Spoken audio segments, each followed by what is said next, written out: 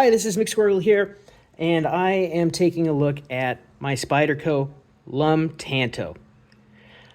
This is recently like a distributor exclusive from Blade HQ. They did it in M390 and OD Green G10. They also did it a year ago with a DLC-coded M390 and the OD Green G10.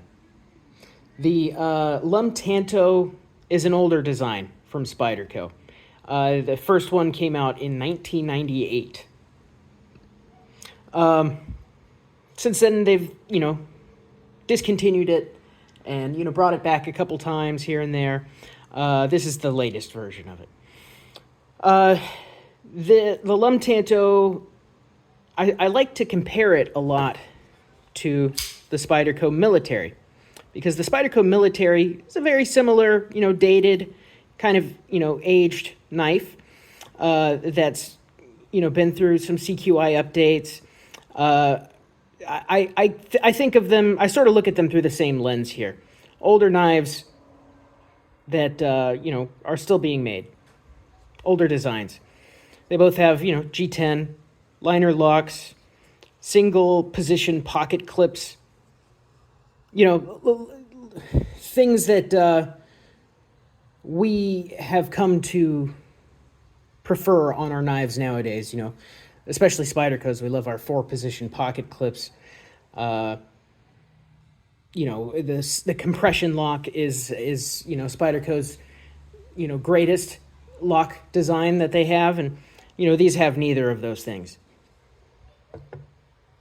So what do you get with the Tanto? You get G10. It's OD green. You get the liner lock, your single position pocket clip.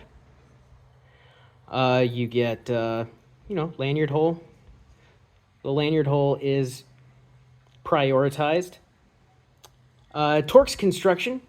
It's a T10. Now let me check. I think it's a T10 up at the pivot. Let's see. Yep, T10 at the pivot, and the rest of it's T6. T6 body screws. Yep, T6 body screws all around, and T6 pocket clip screws. Pretty easy disassembly, actually. I took it apart and put some Chris Reeve fluorinated grease in there to get the action the way that I like it. Very nice and smooth now. You also have this other piece of hardware here, this Torx screw, that I think what it does is it holds the liner to the scale here, so that over time the liner for the liner lock doesn't create gaps. The gap doesn't get larger between the liner and the G10.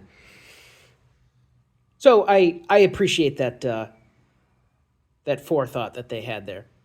Even though it does end up looking kind of crowded with all the hardware on this side, you don't have that screw on this side, though, because I think you don't need it, because there's no bend to the liner on this side, on the show side. That about does it for the handle, I guess. The blade. This blade is, I think, the selling point of this knife, in my opinion. You get the M390, which, in my opinion, is still a super steel, even though you've got stuff like MagnaCut, and, all sorts of other steels now that I think have sort of stolen the show since M390 was, the biggest in the game for a while. But yeah, you get M390, you get this satin finish. You get a hollow grind. It's not a very thin hollow grind. It's more of a strong hollow grind, but I appreciate that it is hollow grind to keep some thinness back behind the edge. This thing is quite an impressive cutter. You've got a Tanto with a flat grind at the Tanto section here. So I guess you would call this a compound grind with the hollow and the flat at the Tanto. Yeah.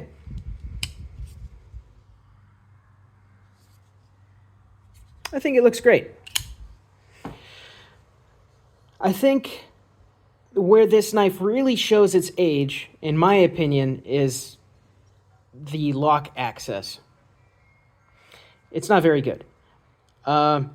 It's not very comfortable reaching this liner to disengage the lock.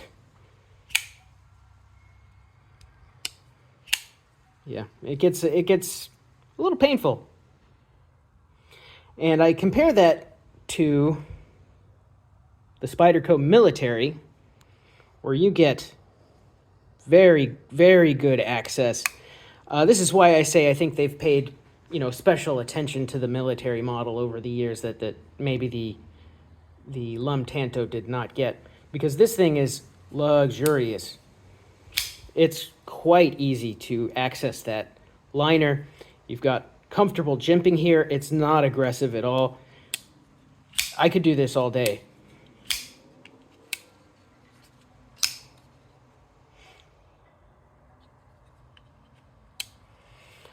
So yeah.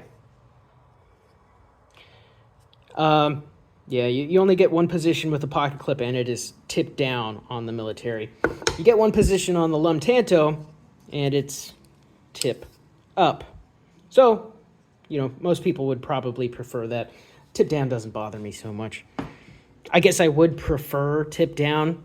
I'm sorry. Yes, tip up. I prefer tip up carry for the most part. But, tip down is not necessarily, it doesn't kill the deal for me. Especially on a knife this good. Anyway, this isn't a military review. This is a review of the Tanto. So, yeah, I think it's an old design. It really shows its age. It's not very comfortable to access the liner. But it is something to behold, really. I think it's quite pretty. I've got to give it that. I like the chamfering that they did on the G10. It doesn't give you a very, contoured feel in the hand, but it is comfortable. I do appreciate that they knocked all that down as much as they did. That's more chamfering than they did on the military. You do get some chamfering, but it's not quite as prominent as it is on the Tanto. So, I'm a bit of a Spyderco collector. I wasn't gonna let the Tanto pass me by, especially because I missed the DLC version of it last year. I think if you're a Spyderco collector like me, this knife is going to make you happy. It's made me happy. I love having it in my collection. I've loved using it. Yeah. So I guess, I recommend it with some caveats. It's not going to be for everybody, in my opinion. I think if you were looking at both this knife and the military, and, you weren't necessarily a Spyderco collector like me, and, we're going to get them both anyway, I'd say, hey, go for the military. That's going to be probably the better option, even in S30V. I much prefer it in hand.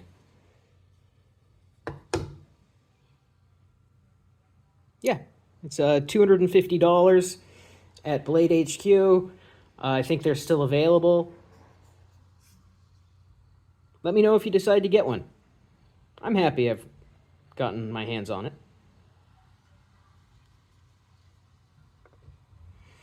Let's see, did I miss anything? Yeah, let's do some little measurements here after the review, I guess. It's about just under 9 inches, about 8.9 overall.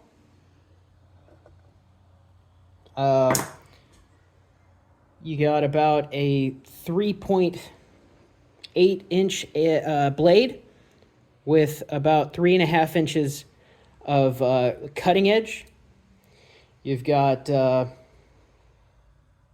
110 thousandths behind the edge here. or no, I'm sorry, not about the spine thickness is 110 thousandths.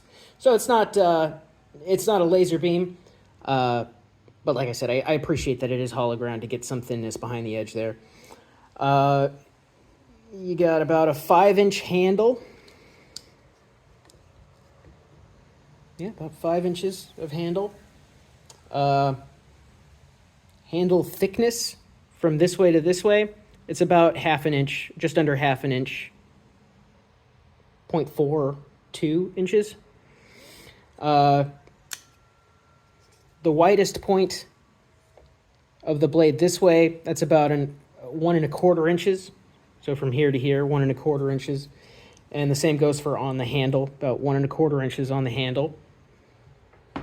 So it's not, going to be very small in your pocket. It might take some pocket space. Weight is about 4.5 ounces. So it's not a light knife. It's not a small knife. It's actually, on the heavier side and on the bigger side of as far as knives go.